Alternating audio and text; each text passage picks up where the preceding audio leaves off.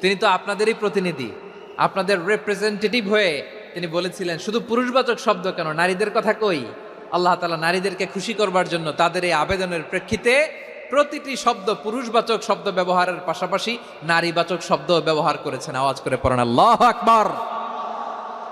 তার মানে নেক আমল করলে, ভালো কাজ করলে, সৎ কর্ম করলে সেটাতে নারী আর পুরুষ সমান।